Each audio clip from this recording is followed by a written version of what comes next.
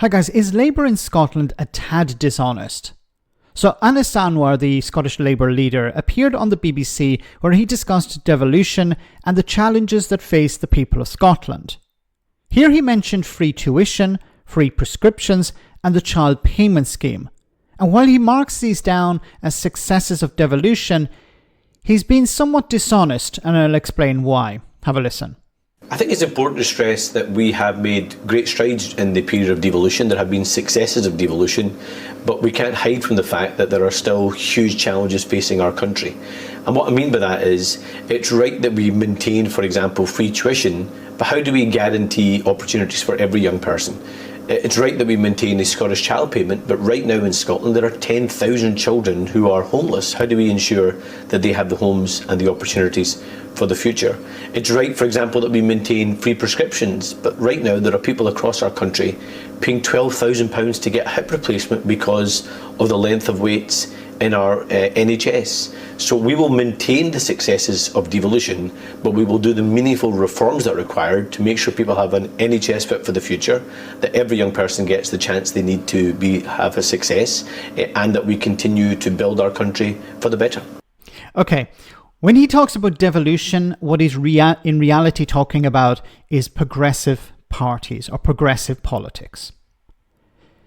So when he says this is an advantage of devolution, for example, free prescriptions or free tuition or the child benefit scheme, these are benefits of having progressive parties, for example, in Scotland, like the SNP, like the Green Party, and I would hope also Labour in Scotland. I would hope that it's a progressive party because he's speaking positively about these policies like free tuition, free prescriptions and the child benefit scheme.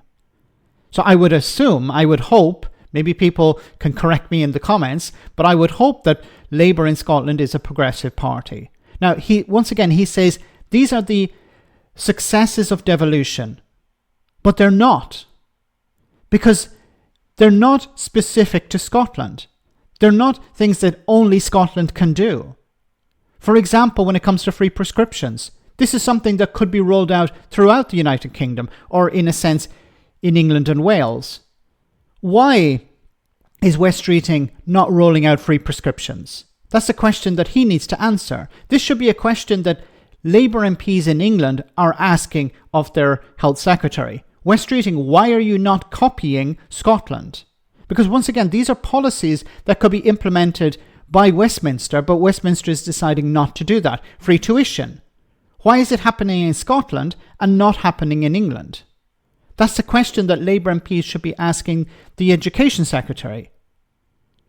And the child benefit scheme, once again, this is Westminster taking a different approach.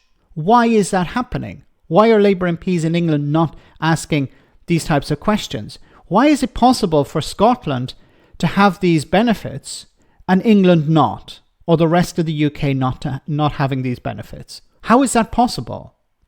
See, Anas Sarwar is describing these as benefits of devolution, when in reality, once again, they're benefits of having progressive parties in government.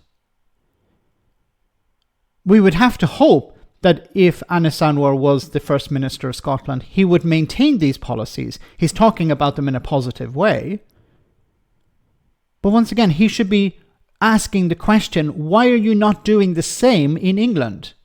Do English citizens not deserve to have free prescriptions? Do they not, young English people, should they not have access to free tuition? Should the poorest in society in England not have something similar to the child benefit or the child payment scheme, the Scottish one, which is being described as a success by the Labour leader in Scotland?